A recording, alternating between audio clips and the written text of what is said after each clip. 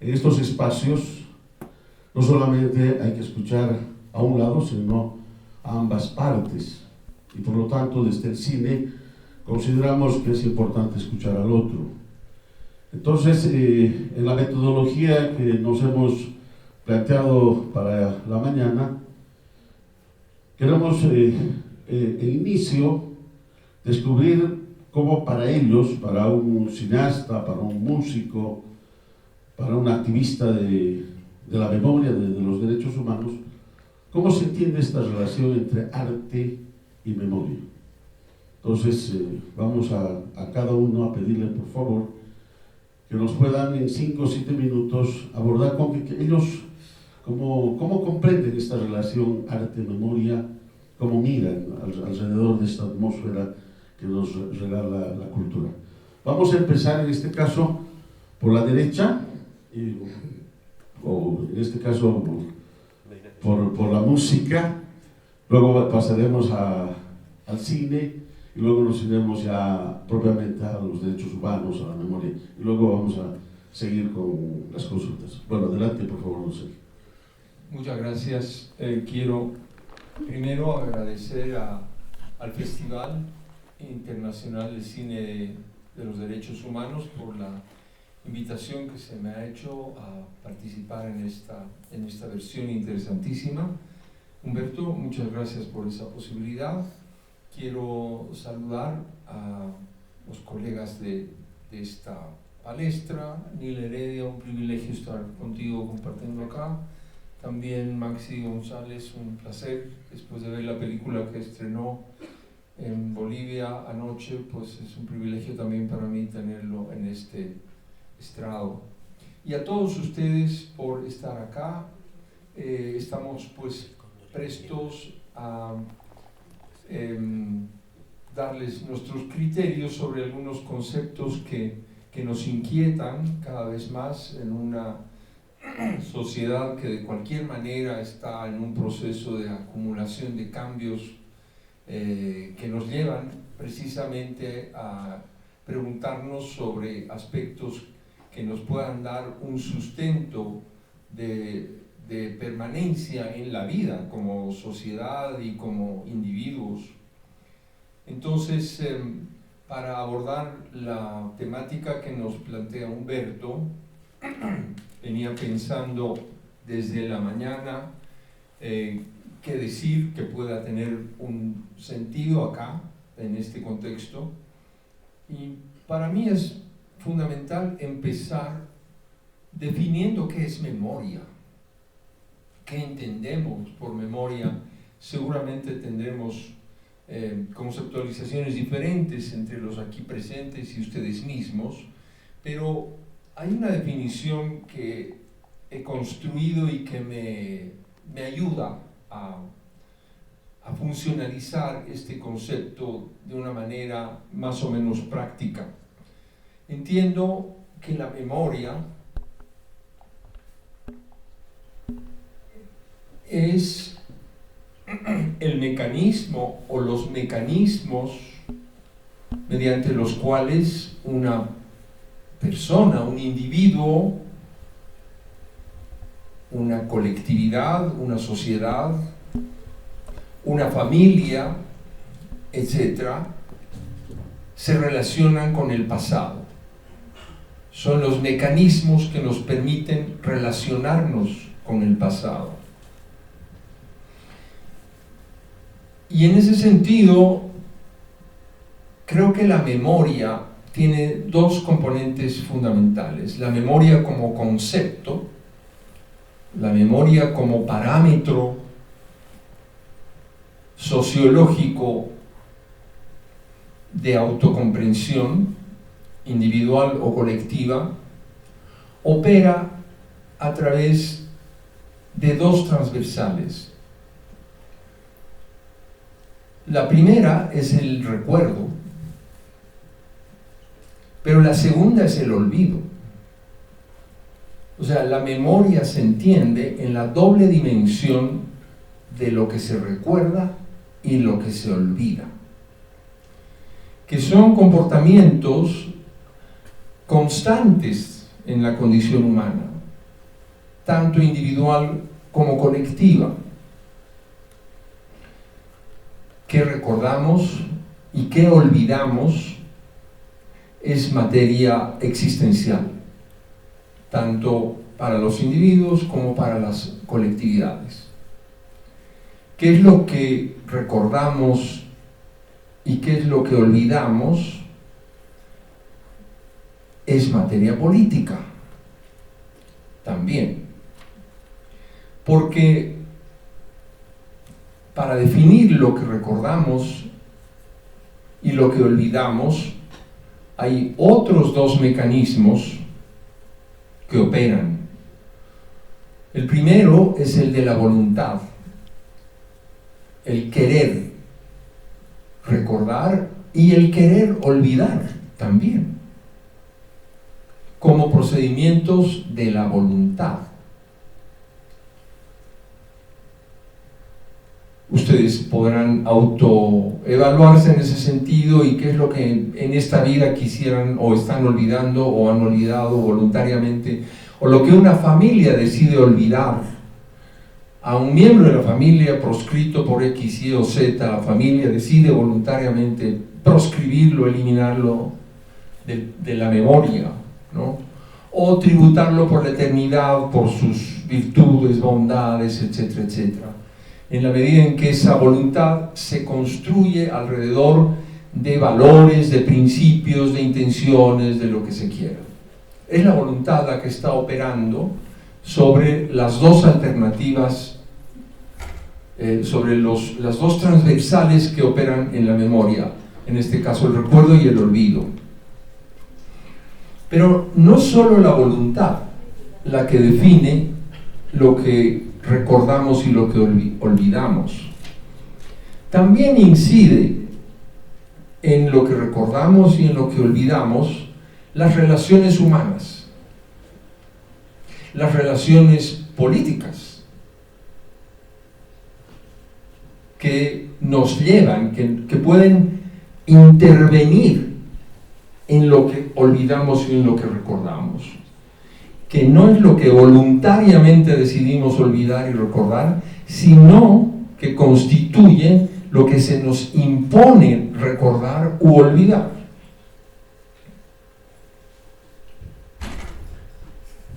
En ese sentido, un ejemplo a mano, la película El Cóndor y la Niebla de Maximiliano González anoche, que nos muestra las múltiples maneras, directas o indirectas, en que se interviene la memoria de una sociedad para conducirla hacia el olvido de hechos fundamentales de su historia. De manera que, en ese entendido, si comprendemos que la memoria responde al recuerdo y al olvido, y que el recuerdo y el olvido a su vez responden a la voluntad y o a la intervención en las relaciones humanas, podemos inferir que la memoria tiene una gravitación particular en el arte, en las artes, pero sobre todo al revés. El arte puede ser, no es que sea automáticamente, un factor que incida en los procedimientos voluntarios o lo contrario de voluntarios de fuerza que configuren nuestra memoria social, nuestra memoria histórica. O puede reconstituir una memoria perdida. El poeta boliviano Nicomedes Suárez, a quien considero personal y humildemente el mayor poeta boliviano, construye la teoría de la amnesis, donde da cuenta de que en realidad es en la amnesis donde está la esencia de la condición humana, en todo el espacio de la memoria proscrita, del recuerdo proscrito, del olvido, dice él. Y entonces él hace un alegato formidable, que siempre lo tengo a mano, porque él dice: porque no podemos recordar, creamos. El arte como una constancia de lo acumulado en esa amnesis, en ese espacio del olvido que es propio de la psiquis humana, tanto en su comportamiento individual como en su comportamiento social. Porque no podemos recordar, creamos. Bueno, esto me parece que es como marco teórico, algo que quería dejar instalado acá, que desde luego puede ser cuestionado, relativizado, pero que a mí me ayuda a ordenarme en mi propia praxis creativa y en mi propia funcionalidad individual con la sociedad. Muchas gracias. Estamos abordando esta relación arte-memoria. Vamos a escuchar ahora al cineasta al cine. Buen día a todos, muchísimas gracias por la presencia, muchísimas gracias a Humberto, a todo el equipo del festival por la invitación y por este conversatorio en donde sucede lo fundamental, que es el encuentro en comunidad, para poder pensar juntos, para poder comunicarnos, para poder aprender de uno y del otro. Yo voy a sumar un punto más a esto que ha dicho Sergio, así no nos vamos repitiendo y vamos tratando de complejizar un poco todo lo que vamos hablando, y que es lo público dentro de todo esto, que está también dentro del eje que se planteó en el conversatorio. Un breve recorrido. Bueno, yo vengo de cine, vengo de un pueblito muy chiquitito del norte de la Argentina, que se llama Puerto Iguazú. Soy hijo de la escuela pública, mis padres, uno era empleado y otro era maestra. Cuento un poco cómo es el recorrido para ver toda la influencia que tiene el Estado y lo público también en la construcción de lo que estamos hablando. El tiempo me llevó después también a estudiar en una escuela pública en la ciudad de Rosario, después en la ciudad de Buenos Aires. Toda mi formación de cineasta fue así. Y después, dentro de la Argentina, existe el Instituto Nacional de Cine, que a través de una ley de 1994 es el encargado de fomentar la producción de películas en la Argentina, y también de la Escuela de Cine y otras tantas funciones de apoyo a festivales y lo demás. Todo desde lo público. Y resalto esto porque estamos viviendo una época, no solo aquí, sino en toda Latinoamérica y en varios lugares, en donde esto está en conflicto, donde esto está en discusión. El rol de lo público, de lo Estado, de lo común, de lo que está sucediendo. Entonces, en toda esta construcción de arte y memoria es fundamental que tengamos en cuenta esta disputa que se da continuamente. Nosotros la estamos viviendo en este momento en la Argentina de una manera feroz, en donde, para que tengan una idea, en la Argentina se producen alrededor de 100 películas por año en promedio, y entre el 2024 y el 2025, producidas por el Inca, hay 0 películas. 0 películas. Para que vean un poco el rol de lo público en esta construcción. ¿Okay? Después, esto llevo también con el apoyo del Inca y de todo lo público. He realizado 5 largometrajes de ficción, 2 documentales, muchas series de ficción también para televisión argentina, y en toda mi filmografía ha estado basada dentro de estos ejes, de lo social, lo político, lo histórico, y muy fuerte la mirada latinoamericanista de la construcción de nuestras sociedades. Dentro de este contexto, siempre para nosotros, uno de los grandes directores argentinos es Leonardo Fabio. Por ahí lo conocen, por ahí han visto alguna película de él, aunque muchos por ahí lo tienen más como cantante que como cineasta.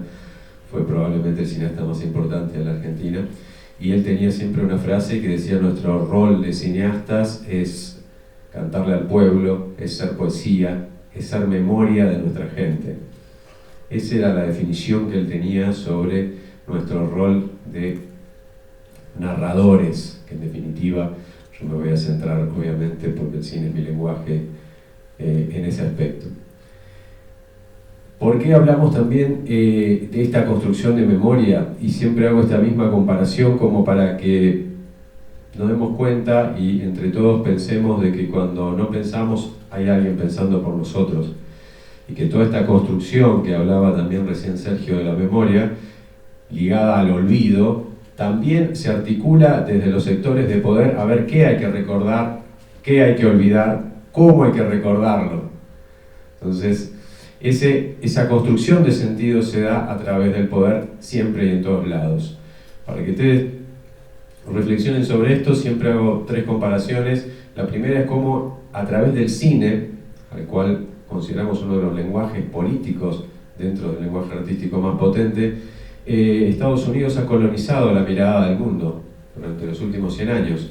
Todos aprendimos a ver cine de la forma que el cine hollywoodense lo contaba, pero también colonizaron el pensamiento en el sentido de que todos hemos visto, todos los años que hemos visto las películas norteamericanas, cómo era el mundo, cómo fueron las batallas, quién fue el bueno, quién era el malo, cómo era la moral que había que seguir, qué era lo que estaba bien, qué era lo que estaba mal. Todo lo lograron a través del cine. Del otro lado, después de la revolución también el cine soviético intentó lo mismo. ¿Por qué? Porque entendió que el lenguaje audiovisual era una herramienta sumamente potente para dar esta batalla en el sentido de lo cultural. Y un tercer dato para ampliar más todavía este panorama, poca gente sabe, el segundo organismo estatal que creó la Revolución Cubana, Fidel, fue el Instituto de Cine Cubano. ¿Por qué? Porque dentro de esa cosmovisión que tenía Fidel en ese momento, sabía que para esta construcción de la sociedad nueva, del hombre nuevo, la herramienta audiovisual, el cine en ese momento, era una de las herramientas más potentes para lograrlo. ¿A qué voy con todo esto? Que nada es ingenuo en lo que vemos, en lo que olvidamos, en lo que recordamos. Siempre hay una intención, que está dada. Gramsci decía que el sentido lo define el poder siempre, y sí, lo define a través de la educación. ¿Qué nos cuentan en la escuela? ¿Cuántos hechos en nuestra escuela están olvidados? ¿Cuántos sucesos están olvidados? ¿Y cuántos otros están contados de manera tergiversada? ¿No? Esto es lo importante que creo que rescata esta comunión entre arte y memoria. El cine lo que genera es, a través de la emoción, porque el arte, yo me estoy hablando de cine, pero lo mismo vale para la música, para el teatro, para la literatura, para todos los lenguajes, genera una conectividad emocional con quien está transitando ese hecho. Entonces suele ser mucho más potente incluso una película sobre determinado tema que una investigación o algún otro documento sobre ese mismo tema, porque se genera una conexión emocional con quien está vivenciando ese tema.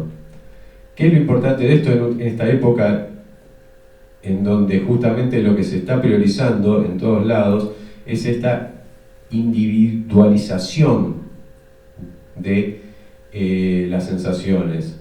O sea, el hecho de que cada vez estemos más separados, el hecho de que cada vez la comunicación se dé entre menos gente y cada vez se vea más articulada entre esto, ¿no? Los celulares y los algoritmos y los TikTok y todo eso, en la ruptura de esto, que es la comunidad, que es ver películas, que poder conversar, que podamos debatir si lo que estamos viendo es o no es.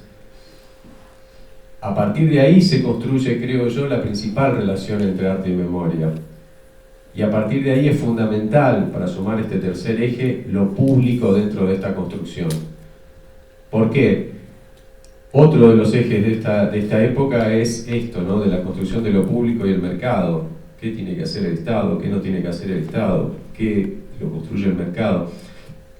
Y obviamente es ahí donde está la gran diferencia, porque el mercado no le va a interesar producir una película que habla de Bolivia del año 70 o de la dictadura militar argentina del 76 o del derrocamiento de un gobierno popular de Brasil del 64. Le va a interesar otra cosa, y es allí donde tiene que aparecer la inversión del Estado, lo público, para generar justamente este sentido crítico en cada uno de los miembros de una sociedad.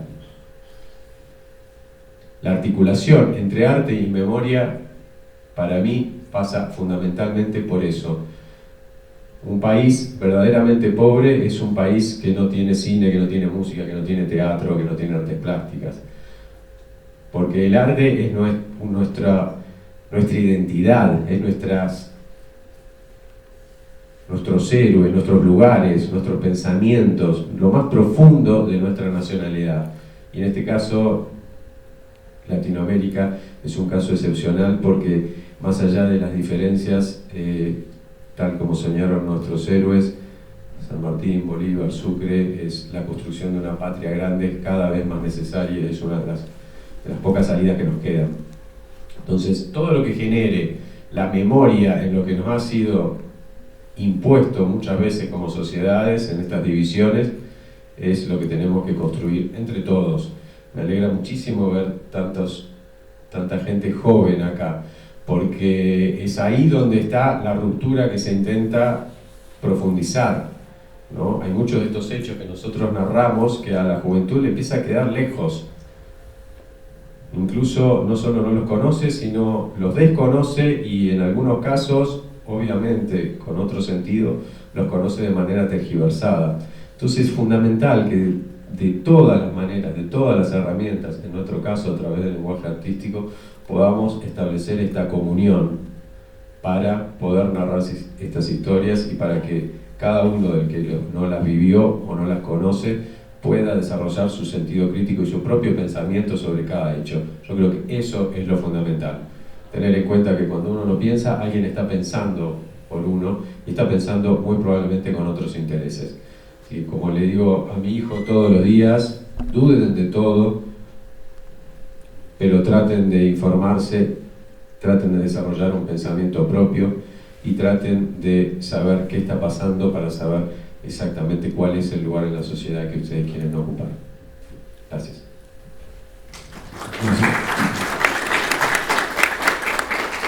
Estamos abordando esta suerte de diálogo entre la memoria y las artes, y con seguridad que escuchar, digamos, desde el otro lado, desde la otra orilla, también nos va a ayudar, digamos, a complementar esta relación. Vamos a pedirle a la doctora, por favor, que nos ayude. Muchas gracias, buenos días. Primero agradecer por la invitación y para mí un privilegio estar con Sergio, Prudencio y compañero Maximiliano.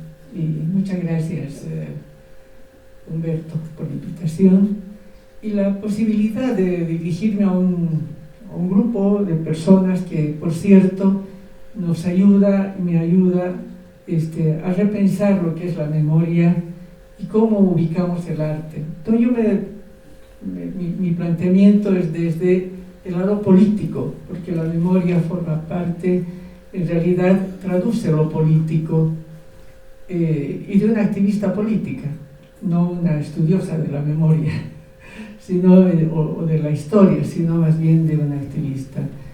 Y por ello mismo, cuando nos planteó el tema de la memoria, yo planteo este tema a partir de lo que es la memoria y el derecho, la defensa de los derechos colectivos, no solamente individuales, como quisieran que se haga, sino a partir del derecho colectivo.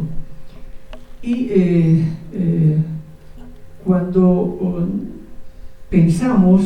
comenzamos a trabajar el tema del arte, que es tan importante, nos damos cuenta que en realidad el arte no solamente traduce un momento histórico, una etapa histórica, sino que intenta recrearla y llevarla a lo largo del tiempo. El arte es un instrumento que no siempre se lo ha visto, yo digo, en la magnitud que tiene, porque el arte, sea, ¿cómo se llama? Gráfico puede ser, sí, ¿no? ¿No es cierto? El dibujo, la pintura, etcétera, que se la tiene desde tiempos inmemoriales. Sin embargo, el artista y el arte, viendo ya en Bolivia, nos ha permitido y nos permite ver a lo largo de la historia con importantes personajes y que no solamente se han quedado en la transmisión de un paisaje, sino la incorporación de temáticas, de actitudes y de denuncias. Es decir, hay un arte que puede ser muy artístico, para decir de una manera, pero hay otro tipo de arte que es denuncia. Y ese es el arte que a nosotros nos interesa fundamentalmente como parte de la memoria.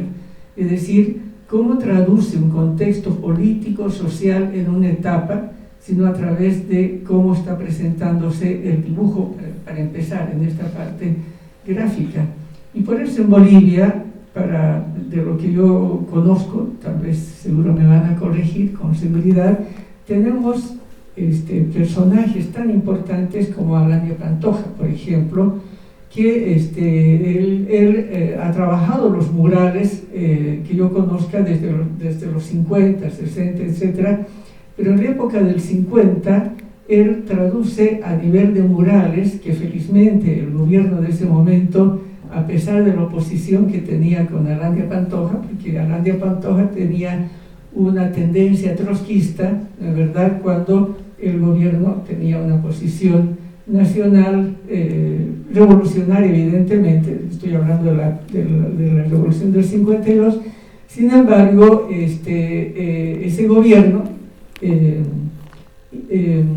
alienta la elaboración de murales muy importantes, varios de ellos deshechos durante la dictadura de Banzer, porque no le convenía a Banzer mantener los murales que en realidad eran de denuncia. Felizmente algunos quedan de Arandia Pantoja. Importante. Y un otro muralista siguiente, estoy primero trabajando este tema, otro muralista es Solón Romero. Y Solón Romero es un personaje que además incorpora no solamente la denuncia, sino además las formas de resistencia frente a la agresión, ¿no es cierto? El Quijote y los perros, etc., me parece de enorme importancia porque aparte de mostrar un momento histórico, al mismo tiempo genera a través del mural una reacción positiva y lleva hacia la resistencia y la denuncia. Me parece re importante el cómo el arte nos permite no solamente mantener la memoria, sino además llevar, estimular, dar un mensaje de resistencia y de lucha. Por eso es tan importante el arte, que lo vamos recabando, y les comento todo esto porque he sido parte de la comisión de la verdad y hace poco quise reunirme, tuve la suerte de encontrar a Sergio, porque uno de los temas que ha quedado pendiente, varios temas, es la contribución del arte en la recuperación de la memoria. Porque recuperar la memoria no solamente significa hacer una historiación y el número de víctimas, sino también en qué medida la resistencia se ha dado y el mensaje a partir de otros elementos, y uno de ellos es el arte, que tal vez no lo reconocemos o no lo conocemos, y que frecuentemente yo les comentaba a los artistas que teníamos en la lista de presos, etcétera, a varios artistas, pero no el arte, porque ellos han estado perseguidos en tanto militantes políticos o denunciantes, pero no en tanto la contribución del arte, ¿no es cierto?, tanto a la resistencia como a la denuncia, ¿cierto? Y acá incorporo el tema de la música, ¿no es verdad? Que de qué manera la letra, la música, donde está el canto, el verso, transmite una sensación igual de protesta y de resistencia. Entonces tenemos muchísimos autores internacionales y bolivianos donde no solamente se han quedado en la denuncia, ¿no es verdad? Y esos son los temas que tenemos actualmente, tal vez de Luis Rico, etcétera, y anteriormente conocidísima Mercedes Sosa, Violeta Parra, etcétera, etcétera, quienes nos han mostrado no solamente la hermosa música, la melodía, etcétera, sino también a través de la melodía la denuncia, la resistencia, el estímulo, el combate, la denuncia y la mantención de la memoria. Entonces, yo pienso que si bien el arte plástico es algo que nos está transmitiendo, pero generalmente se queda en la persona que está viendo, el conjunto. La música va más allá, porque uno la puede repetir permanentemente, ¿no es verdad? Es algo que va gustando y por ahí le gusta la letra y termina cantándola y luego... voy a saltar porque la poesía, etcétera, y ver en qué medida y por qué es tan importante el cine, porque tanto el teatro como el cine, porque entiendo que tiene la particularidad el teatro y el cine de congregar a un grupo de gente. Generalmente el cine no es una o dos personas o 10, son muchos, y por tanto genera un ambiente de socializa la producción que está haciendo, genera sensaciones, sea de adhesión o de rechazo, pero genera un colectivo. Y por eso me parece tan importante de qué manera el cine y el teatro contribuyen a socializar más allá. Porque el cine no solamente es la figura, es la música, que me parece espléndida en la manera como trabaja Sergio, porque de una manera, así lo entiendo, subliminal, de pronto sube el tono o baja el tono de acuerdo al momento en que se quisiera dar más fuerza, por lo menos ahí, ¿no? Entonces, y creo que el cine congrega al mismo tiempo el teatro y el cine, todas las artes. Y ese es un avance sumamente importante. Quiero arribar a lo siguiente. Yo he hablado de cómo el arte genera no solamente sensación, ¿no es verdad?, pero también el arte puede ser absolutamente manipulado, y dependiendo de los momentos, y el cine juega un papel realmente positivo o negativo, ¿no es verdad? ¿Por qué? Porque a partir de, y no he visto la película, pero en nuestros países se ha dado, desde la época de los 70 particularmente,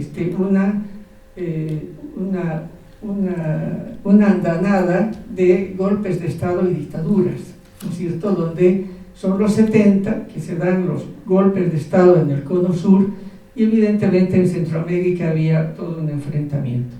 Pero la particularidad en el Cono Sur fue la aplicación de un plan, que ha sido el Plan Cóndor, ¿de verdad?, cuyo objetivo ha sido no solamente destruir a los movimientos políticos y sindicales y liderazgos, sino también amedrentar y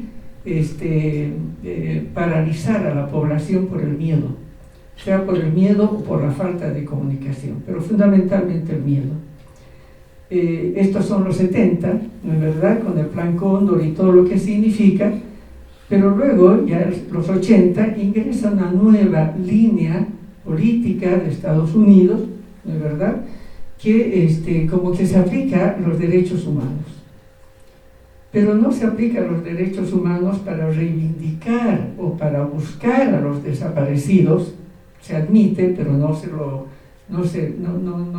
lo ve de una manera tal que se castigue a los culpables, sino que se intenta buscar disminuir la capacidad de la población a ver el tema del desaparecido y del derecho humano como un hecho exclusivamente humano, que lo es, pero es un tema político, es un tema político.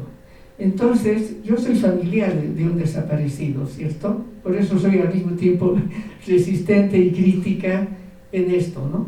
Porque nos han llevado a buscar al desaparecido como lo único, y a veces perdiendo, o más bien asumiendo el miedo, y a veces ocultando que nuestro familiar desaparecido era político, ¿cierto? Era guerrillero, era revolucionario.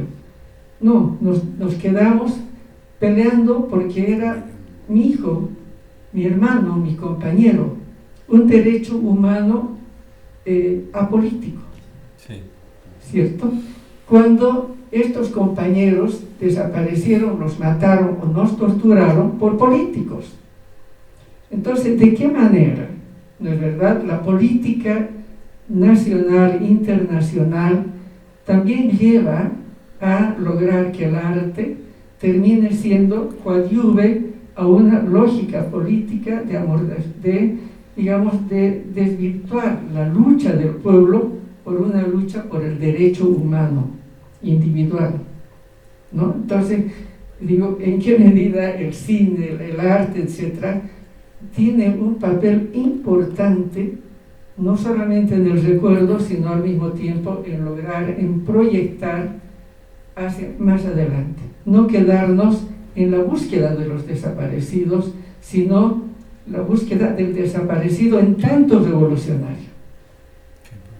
Así, me parece sumamente importante este tema para evitar amarrarnos. Y voy a terminar con lo último. Una vez al señor Solón Romero le pregunté de manera que me parece poco considerada. Él hizo una... Y le pregunté, yo soy bien ingenuo en estas cosas de arte, un poco, y entonces le pregunté, ¿y qué piensa usted de los grafitis? ¿Es un arte o no? ¿No? Y entonces me dijo, sí, pues es un arte, ¿no es verdad? Y yo creo que es un arte a su manera, muy novedoso, ¿no es cierto? Y tanto como puede ser un arte, y aquí me corregirán, estas lógicas de TikTok, ¿no? Que está buscando desvirtuar y lograr que los jóvenes, sobre todo, se metan en esta manipulación de la inteligencia artificial para terminar aislando. Por tanto, el arte también forma parte de lo político, y qué importante, ¿no es cierto?, este combate, esta utilización del arte para recuperar la memoria y no destruir la memoria. Y creo que el cine tiene un papel fundamental. Reitero, porque contribuye a agrupar a la gente y contribuye a socializar una discusión. Y ojalá que después de cada cine se hiciera una discusión, ¿no? Entonces, yo quedo acá realmente agradecida y angustiada, porque cómo vamos adelante. Muchas gracias.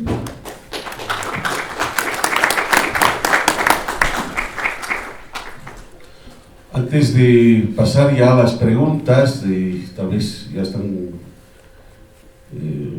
redactando, escribiendo las preguntas, y antes de pasar también a la segunda consulta, a esta segunda ronda, quienes han podido, digamos, seguir los dos cortos que hemos mostrado en la mañana, hay uno que tiene que ver sobre todo con la ocupación del territorio. Es una producción de una chica, de una joven, de una escuela de España y del Sáhara, que hay temas que, por ejemplo, no se tratan muy abiertamente, pero ella decide trabajar un tema y lo hemos traído aquí a la sala. Y el segundo tema, el segundo corto, tiene que ver con ese cambio que se ha dado en Colombia después de la transición, después de la firma del acuerdo de paz, y cómo, digamos, los jóvenes están buscando dejar de ser los olvidados, los invisibles, para encontrar nuevas esperanzas en esto de la confianza de un nuevo gobierno. En este caso estamos hablando de la llegada de Petro. Estos dos cortos no son de ninguna manera ingenuos, sino más bien hemos querido traerlo a la universidad porque consideramos desde el festival que es importante también encontrarse con estas propuestas de cine nuevo hecho por jóvenes y que nos posibilitan sobre todo mirar otras realidades. Y en esta suerte de buscar realidades, muchas veces lo local privilegia a lo global. Y bueno, ahora que estamos en esta suerte de encuentro, algo que, pasando ya a la segunda ronda, algo que nos hace falta, algo que al final termina siendo el problema o los pendientes. Yo les voy a preguntar, bueno, desde la música al cine, ¿qué pasa con la política pública? ¿Dónde se encuentra, digamos, cuáles son los pendientes?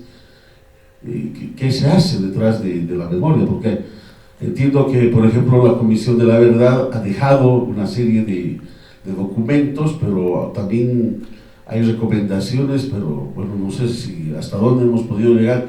Entonces, la consulta es que, ¿cuáles son los pendientes? ¿Qué está pasando con la política pública, Sergio?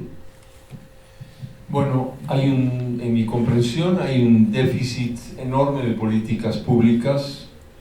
En general, históricamente Bolivia ha sido débil en sus políticas públicas relacionadas a cultura y consecuentemente a arte en todas sus manifestaciones, pero personalmente creo que los últimos 5 años han sido altamente críticos, tal vez los peores de la democracia contemporánea en ese particular. Por dar algunos datos, la Asamblea Legislativa de los últimos 5 años no ha tratado una sola ley relacionada a la cultura. No estaba ni siquiera en agenda, ni en la posibilidad de ser tratada.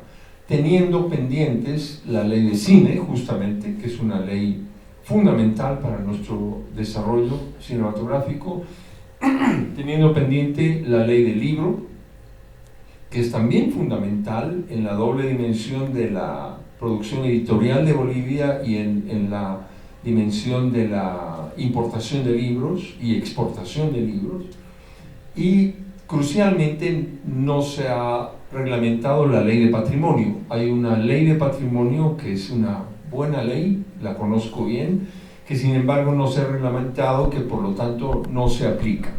En un país donde el patrimonio cultural es amplísimo y diverso y que encierra precisamente nuestra memoria, que se pierde en la profundidad de los tiempos y se expresa aún en las manifestaciones más contemporáneas de la vida.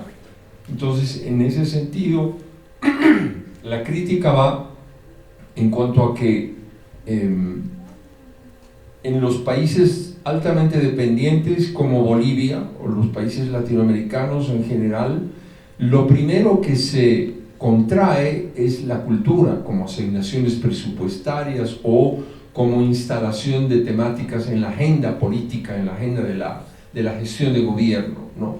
Porque se considera que es un gasto del cual se puede prescindir. Una expresidenta de facto en Bolivia dijo que la cultura, cerraba el Ministerio de Culturas porque era un gasto insulso, ¿no? Yo siempre digo que Janine Áñez dijo que era un gasto insulso y Luis Arce obró en consecuencia, lamentablemente hay que decirlo.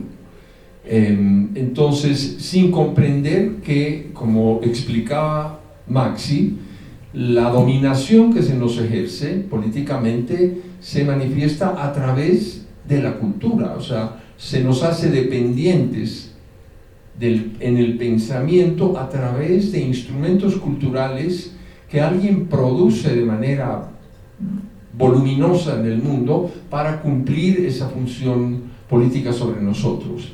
Y nosotros como estados, lejos de crear aparatos de resistencia a esa ecuación tan desequilibrada, cedemos ese territorio, el de la cultura, lo cedemos porque no es importante, porque hay otras prioridades en la agenda política de los gobiernos, cometiendo, es decir, un error enorme, porque eso es entregarnos a las fauces de quienes tienen por objetivo dominarnos y someternos para extraer nuestras riquezas, para someter nuestra fuerza de trabajo, nuestro intelecto, nuestra creatividad a sus propios intereses, lejos de los que en realidad nosotros deberíamos tener.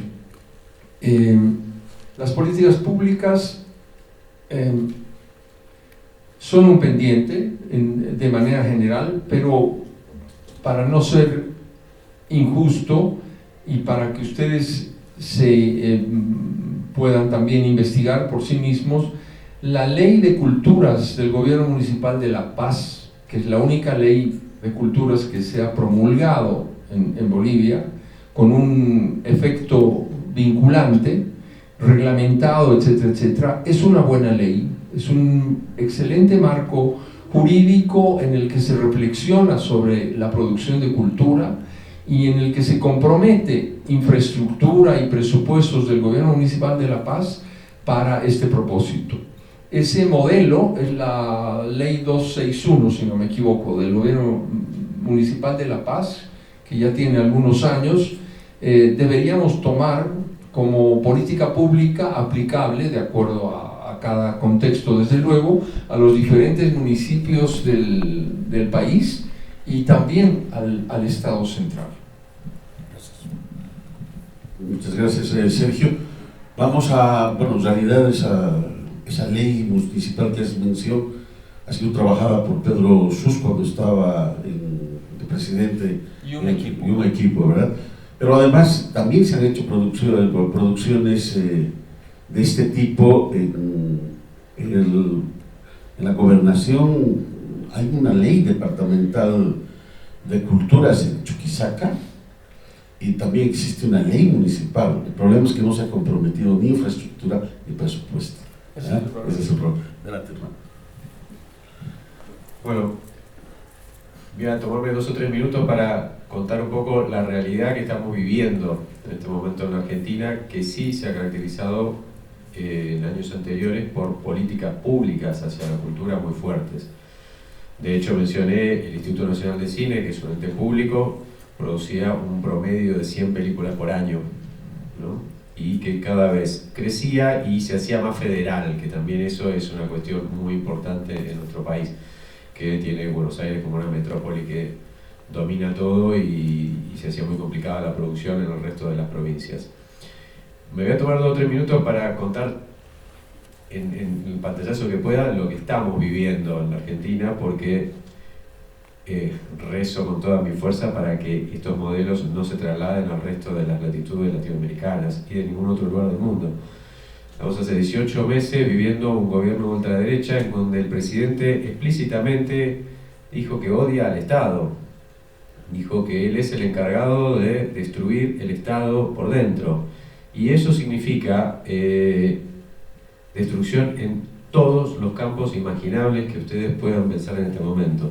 Por supuesto, la cultura, el cine en este caso, fue como su enemigo principal.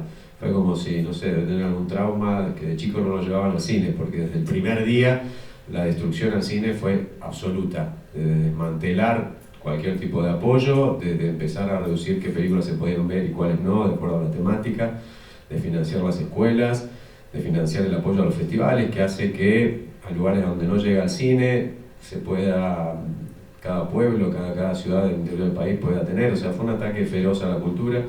Se desfinanció el Instituto de Teatro, se desfinanció el Instituto de Música, o sea, un ataque feroz.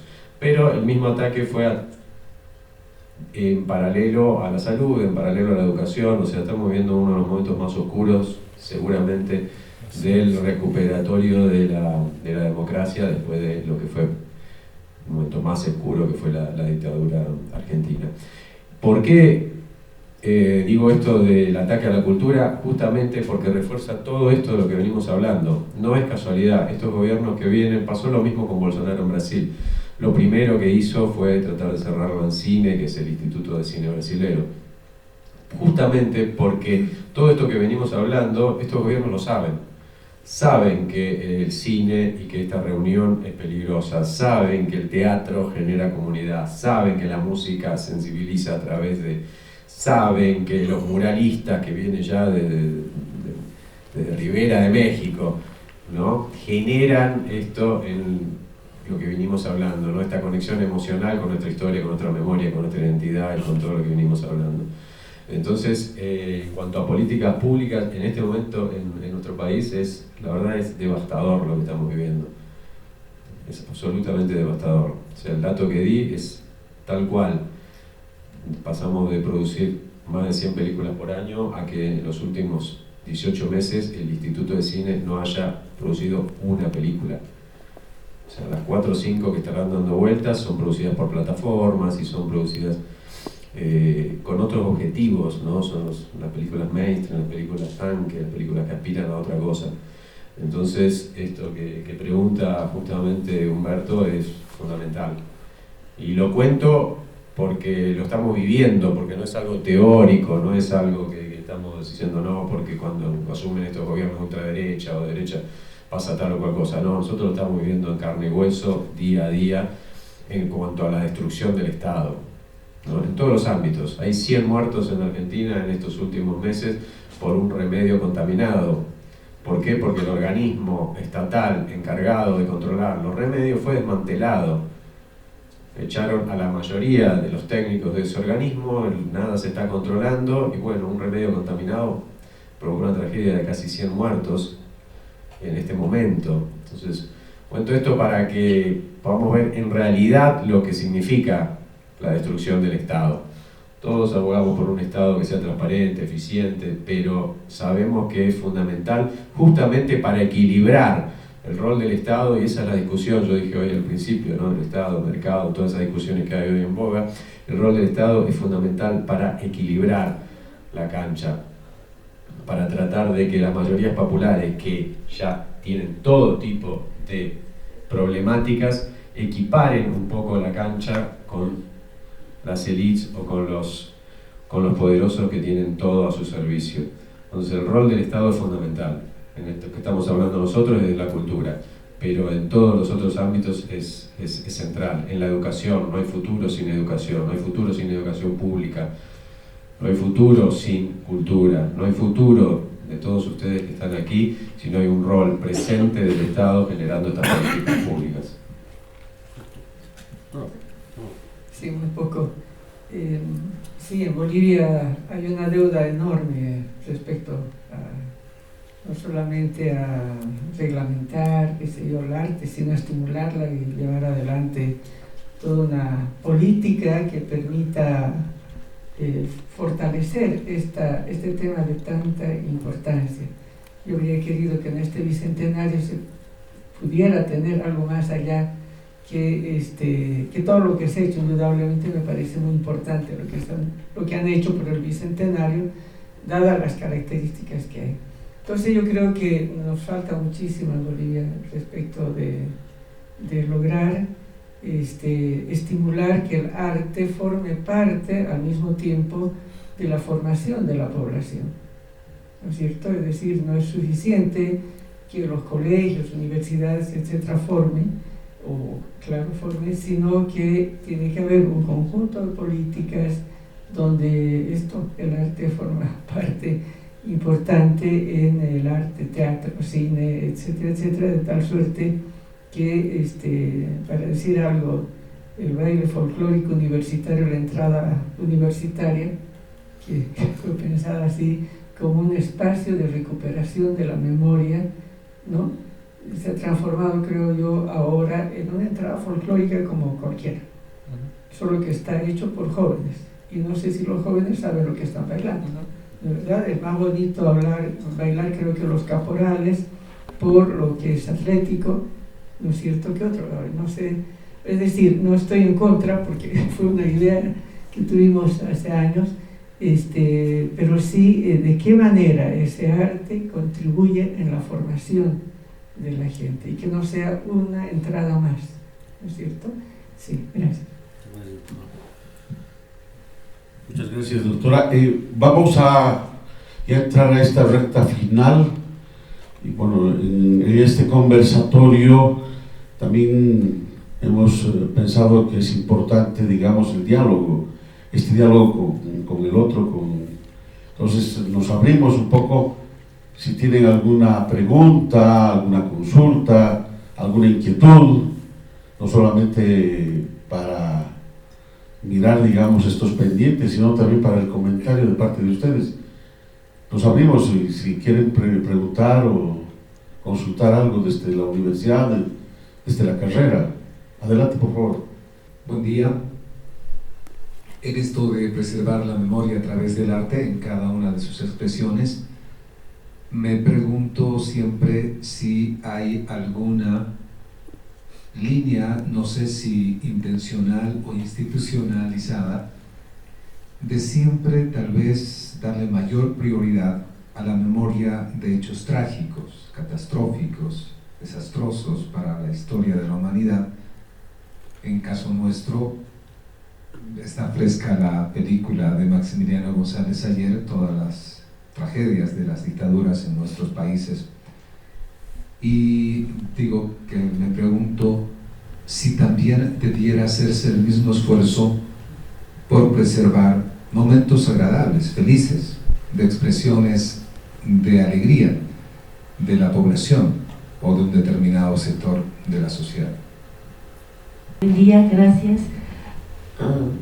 Realmente un honor contar con la participación de este panel tan destacado aquí, y también dentro del público tenemos personas que tienen bastante conocimiento sobre qué ha pasado en el periodo en el que Bolivia y su gente ha sufrido, por ejemplo, golpes de Estado.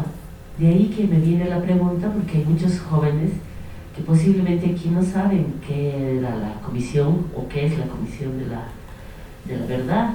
Solo ese detalle, por favor, para ampliar, porque es importante que ellos conozcan, sobre todo porque hace poco, ayer o anteayer, hemos recordado muchos a través de amigos que un día como estos comenzó el golpe de Estado en 1971, ¿verdad? En Bolivia. Solo esa mi consulta puntual. Gracias. Bueno, yo contesto la primera, que por ahí es la más cercana, y la segunda me pasó en la que es la más indicada. Es verdad esto, ¿no? Que en general, pero creo que tiene que ver justamente con esta necesidad de contar los momentos invisibilizados. Creo que la clave es esa, ¿no? Uno apunta, y yo lo conté ayer en la presentación de la película, yo a cada 8 de cada 10 que le contaba qué película estaba haciendo, nadie sabía quién era Selma Michelini, quién era Juan José Torres, quién era Joan Goulart, quién era Martín Almada. Es más, presenté la película en Asunción y unos jóvenes cuando terminaron, claro, como habían visto la película, dijeron, qué bueno, qué suerte que esto no pasó en Paraguay, porque creían que la dictadura había pasado, claro, en Argentina, en Bolivia y en Uruguay, que era la primera parte de la película.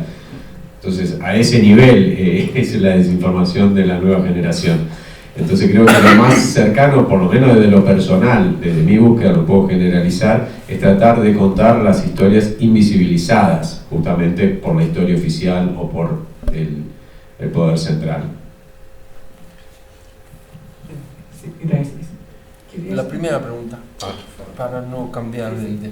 Sí, yo agregaría eso, que yo insisto en que los mecanismos de la memoria tienen que ver con el recuerdo y el olvido, ¿no? Y que ambos tienen que ver con decisiones o con intervenciones, ¿no? En el caso de Bolivia, a mí siempre pongo como ejemplo el tema del mar. El tema del mar es una voluntad de la memoria de Bolivia, que es probablemente la única política pública que se mantiene desde hace más de 100 años, ¿no? Hay una voluntad que atraviesa la escuela, la familia, las regiones. Probablemente eso nos dé un horizonte, una perspectiva en ese gran trauma que vive Bolivia, ¿no? Porque de otra manera no tendríamos horizonte. Bolivia ha decidido no olvidar ese tema, ¿no? Recordarlo persistentemente de una u otra forma, y creo que eso, insisto, nos puede dar un horizonte.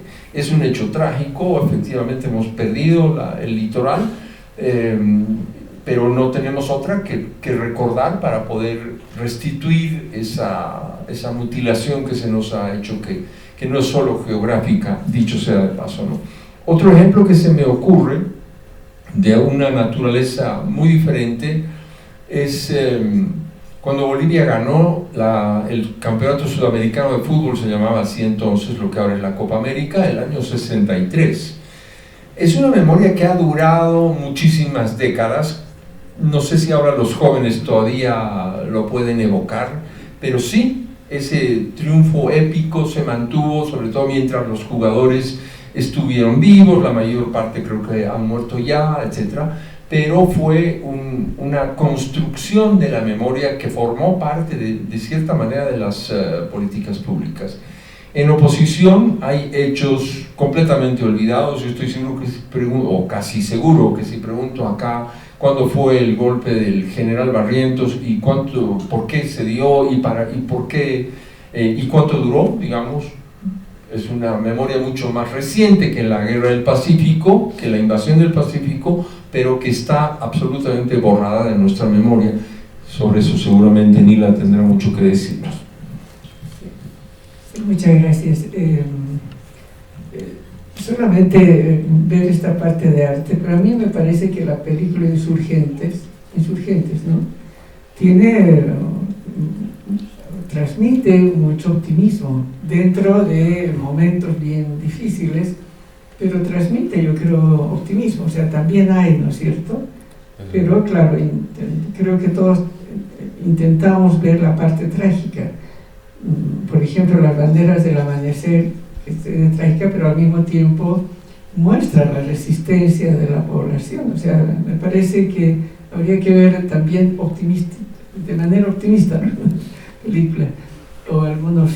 Respecto de la Comisión de la Memoria, Comisión de la Verdad, que se constituyó aquí en Bolivia el año 2017, y decirles algo que nos ha parecido que es importante y paradójico.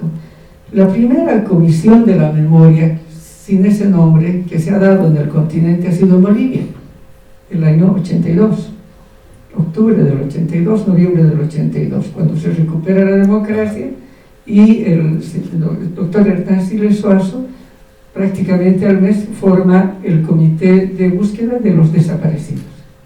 Sé que es la primera, ¿cierto? En Bolivia es el primer juicio que se hace contra un dictador, García Meza, incompleto, etcétera, pero da. Sin embargo, es el último país de Latinoamérica que forma la Comisión de la Verdad. Grave, ¿no es verdad? ¿Por qué? Porque esta comisión ha recuperado la historia de los golpes, digamos, del tiempo de la dictadura entre 1964, que es el golpe de Barrientos, y 1982, que es el golpe de García Meza, ¿cierto? 80, pero dura la dictadura hasta el 82, ¿verdad? Entonces, del 64 al 82, y la Comisión de la Verdad hemos empezado a trabajar en el 2017, ¿cierto? Lo que ustedes verán que recuperar la memoria de lo que ocurrió en el 64, muy difícil, ¿no? Porque poca gente ha estado viva, pues, ¿no es verdad? Y es difícil, al mismo tiempo, en general, todos, por lógica de protección personal, tratamos de olvidar lo negativo.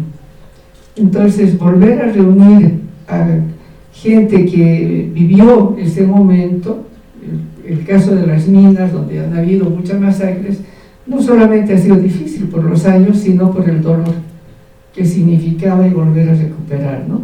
Entonces y justamente ayer, 21 de agosto, nos recuerda el golpe de Estado de Banzer, ¿cierto? Que ha sido el 21 de agosto del año 71.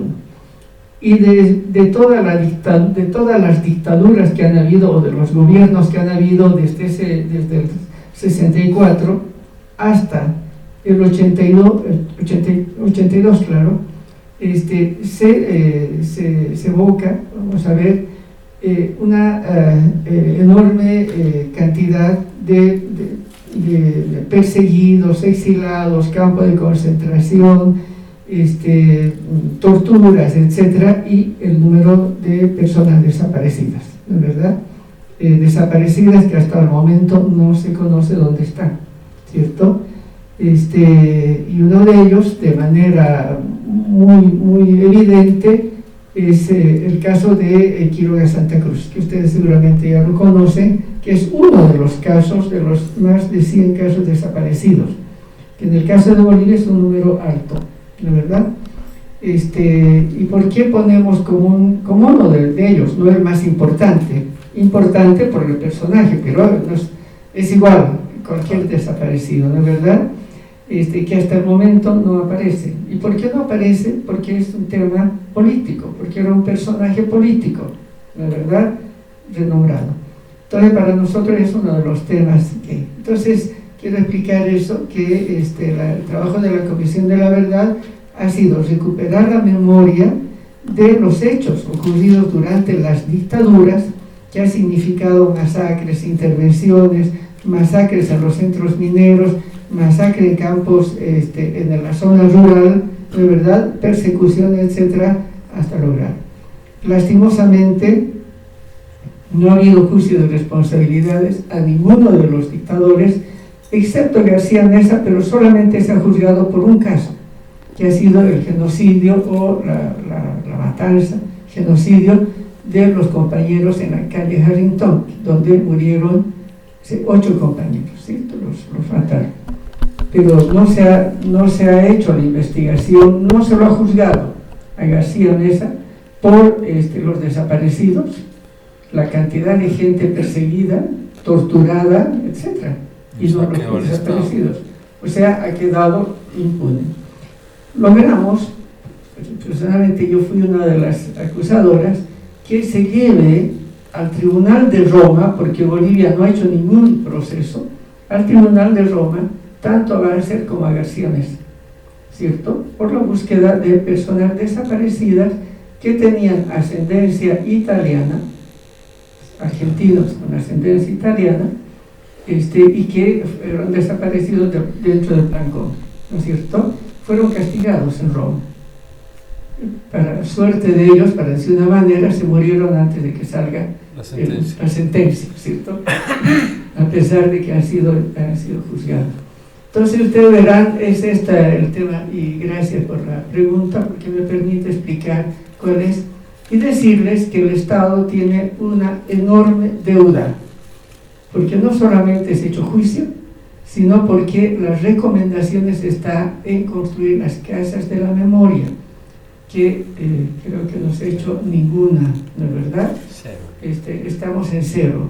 Y entonces, la verdad que yo digo, tenemos el temor que el próximo gobierno ya no quiera una casa de la memoria, porque los que están en último no les conviene recuperar la memoria. Así de claro. Entonces, yo quisiera, a nombre de todo el pueblo, que ustedes tomen conciencia de este tema, porque algo que no esté castigado puede ser nuevamente reproducido, ¿no es verdad? Y no puede haber más ni un solo detenido desaparecido, ningún torturado, y no puede pues quedar impune los hechos de esta magnitud, ¿no? Gracias.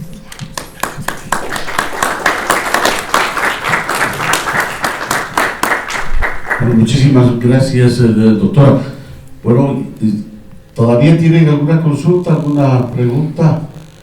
Bueno, entonces ya agradeciendo a la universidad, a la carrera de comunicación, agradeciendo a la doctora Nila Heredia, les pido un aplauso por favor para la doctora que acaba de llegar desde La Paz, para Maximiliano González, para Sergio Prudencio, que nos ha permitido un taller de cine, un taller de música para cine.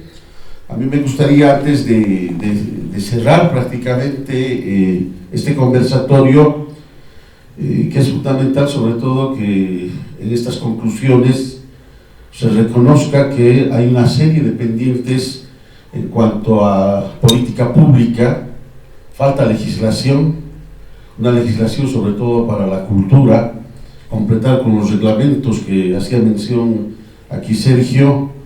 Algo que también es fundamental indicar es que una ley no puede solamente ser declarativa, sino tiene que comprometer presupuesto e infraestructura. De otra parte, algo que se ha reconocido en este conversatorio es que las artes ayudan a socializar, a volver común muchos conocimientos.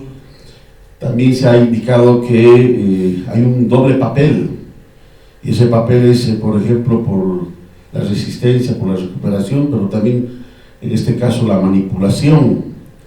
Se ha hecho mención a importantes artistas bolivianos, que es importante también que lleguen su testimonio. El caso de Miguel Alandia Pantoja, que el Museo Nacional de Arte hace poco no solamente que ha dedicado una sala permanente, sino que ha reconstruido un mural que estaba destruido. Entonces han habido estudiantes de la Universidad del Alto de La Paz que se han puesto a trabajar y han recuperado este mural, ¿no?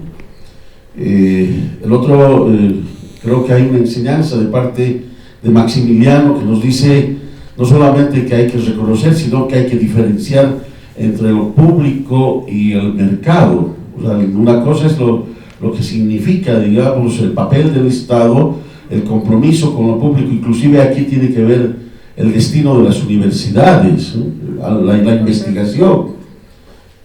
Por otro lado, algo que también es fundamental es tomar en cuenta que la importancia que tienen las recomendaciones de la Comisión de la Verdad con relación a la construcción de las casas de la memoria. Y por último, señalar que si hay voluntad, va a haber memoria, y si no hay voluntad, vamos a ser capaces inclusive de olvidar. Bueno, muchísimas gracias, agradecidos todos, agradecidos por lo que ha pasado. Muchas gracias.